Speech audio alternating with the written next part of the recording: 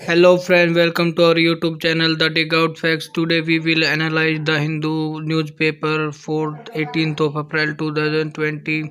Corona virus के lockdown के चलते कुछ ज़्यादा न्यूज़ नहीं है। आज की सारी न्यूज़ मेन है जो आरबीआई ने जो रेपो रेट कम किया है और जो 1 लाख करोड़ का पैकेज दिया है। मेन सेंटर पॉइंट यही न्यूज़ का रहेगा, जो कि पिनराई विजयन ने भी इसका आलोचना की है, जो कि एडिटोरियल पेज पे ही चलते हैं डायरेक्टली। बीच में कोई ऐसी न्यूज़ नहीं है जिसको हम डिस्कस कर सकें। तो फर्स्ट एडिटोरियल की बात करते हैं, जो कि फर्स्ट एडिटोरियल हेल्पिंग ए लैंडिंग हैंड, जो कि आरबीआई ने जो कि रेपो रेट और रिवर्स रेपो रेट कम किया है उसी के बारे में बताया गया है। सबसे पहले हम आरबीआई के बारे में जान लेते हैं। आरबीआई है क्या? आरबीआई जिसको रिजर्व बैंक ऑफ इंडिया या सभी बैंकों का बाप भी बोला जाता है। इसमें रेपो रेट क्या है? रेपो रेट की बात करें तो जो आरबीआई बैंक लोन देता है दूसरे बैंकों को, उसको रेपो रेट बोला जाता है। और reverse repo rate just like repo rate का ही रिवर्स है। लाइक अगर बैंक आरबीआई को लोन देंगे तो उसको रिवर्स रेपो रेट बोला जाता है। अब इनके लॉजिक को थोड़ा सा पहले न्यूज़ की बात कर लेते हैं।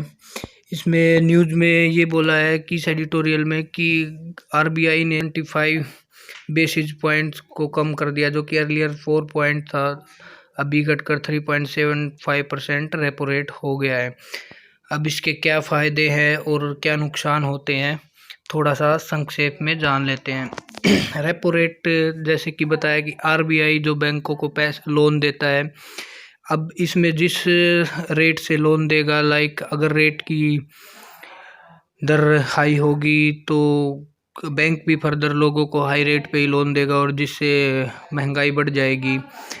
और रिवर्स रेपो रेट की बात करें कि अगर बैंक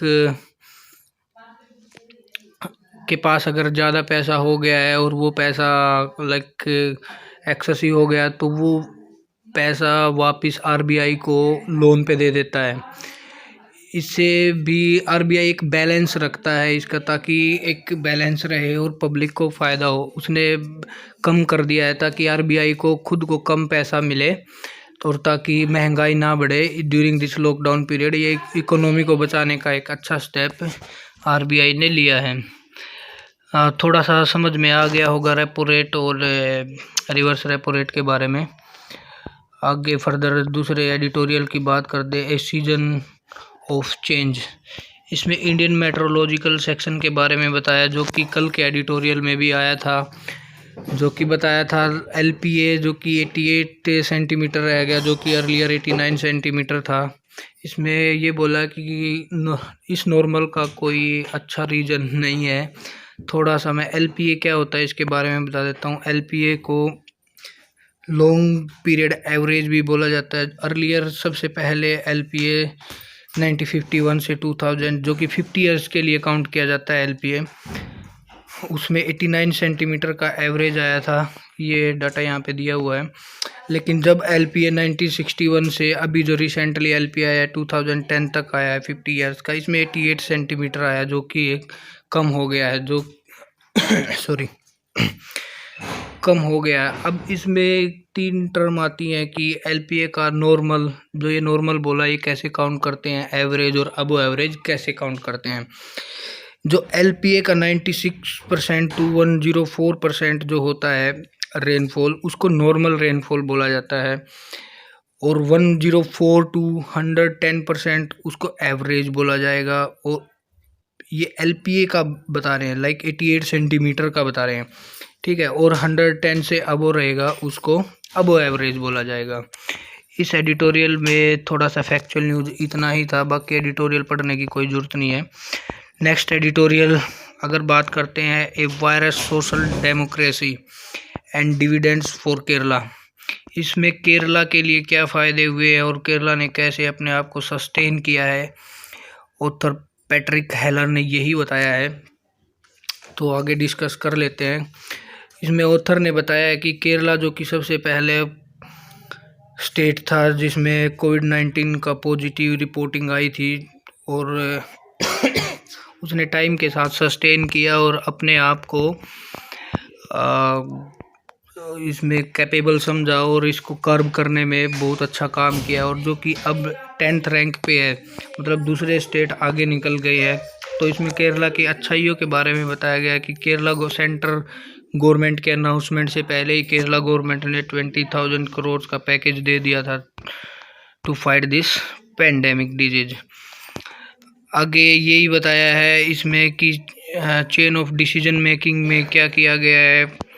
डिसीजन मेकिंग में ये किया गया है कि सबसे पहले तो जो केरला के सीएम थे उन्होंने 18 टाइप की डिफरेंट फंक्शनल टीम बनाई थी। उन टीमों को उसने डिप्लॉय कर दिया था और ताकि ये पेंडेमिक ज़्यादा ना फैले, और फिर उसने डेली प्रेस कॉन्फ्रेंस करके लोगों का विश्वास जीतने की कोशिश की through video conferencing and all. अगर सेकंड स्टेप की बात करें तो सेकंड स्टेप में इससे लोगों में ना एक रोबस्ट पब्लिक इंटरेस्ट जाग के आया कि यस हमारी गवर्नमेंट हमारे लिए कुछ कर रही है। तो लोगों ने भी एक जैसे वॉलंटियरली शुरू में 2 लाख वॉलंटियरली अपने आप सामने आ गए थे to help this disease, fight this disease. तो इसमें सेंट्रल आइडिया केरला का ही दिया गया है, जो कि केरला चीफ मिनिस्टर ने अच्छी बॉन्डिंग बना के रखी, टेक्नोलॉजी का अच्छा भरपूर यूज़ किया, जैसे वीडियो कॉन्फ्रेंसिंग करके, और इवन कोर्ट की भी उन्होंने सुनवाई थी जो कि ऑनलाइन स्ट्रीमिंग शुरू की थी, वो केरला में ही शुरू की गई थी। तो उन्होंने ऐसे बताया कि यहाँ पर भी मतलब आरबीआई को थोड़ा सा ये बोला गया है कि यह है वो गरीब और पुअर पीपल के लिए नहीं रहेगा।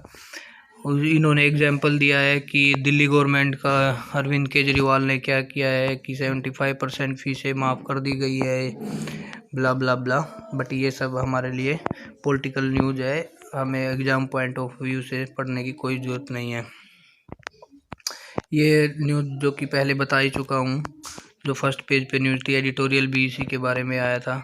आज कुछ ज़्यादा न्यूज़ नहीं आई है, फिर भी हमने बिटवीन द लाइन निकाल के काफ़ी न्यूज़ हमने बनाई हैं।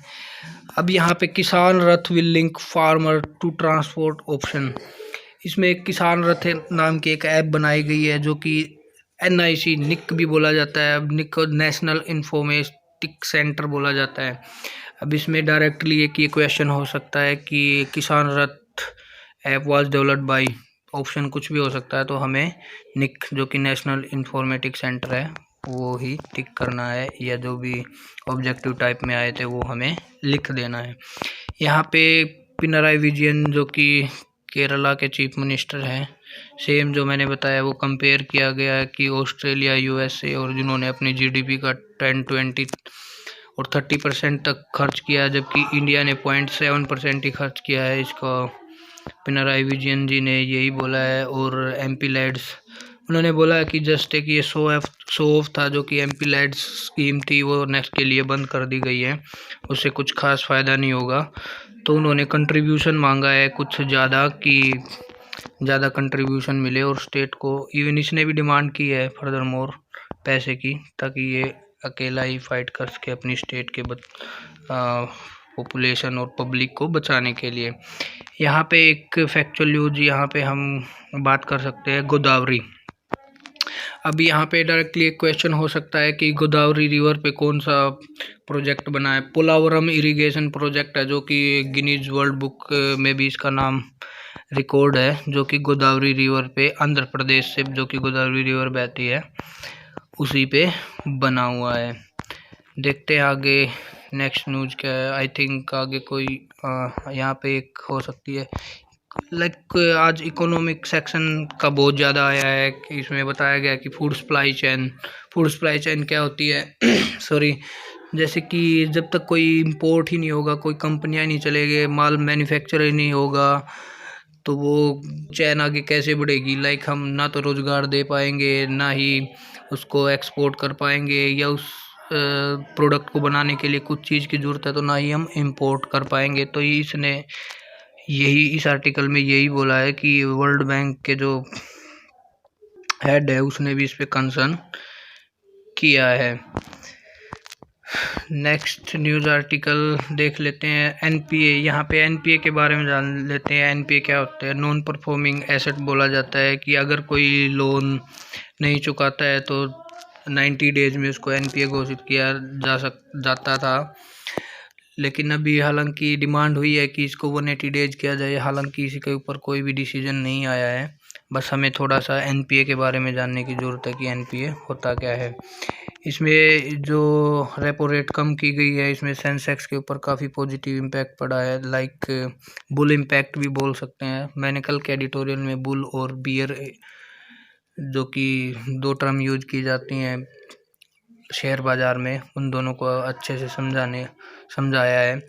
तो आज भी थोड़ा सा सेंसेक्स के बारे में बता देता हूँ। सेंसेक्स जो कि नाम से ही कंफर्म है कि सेंसिटिविटी इंडेक्स बोला जाता है इसको, जो कि बीएससी बॉम्बे स्टॉक एक्सचेंज जिसमें 30 कंपनियां लिस्टेड है और निफ्टी जिसमें 50 कंपनियां लिस्टेड है, उनके ट्रेडिंग को मॉनिटर करता है।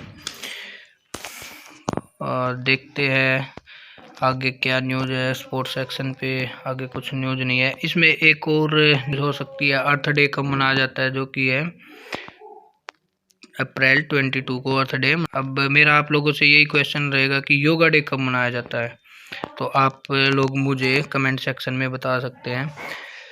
Thank you and have a nice day.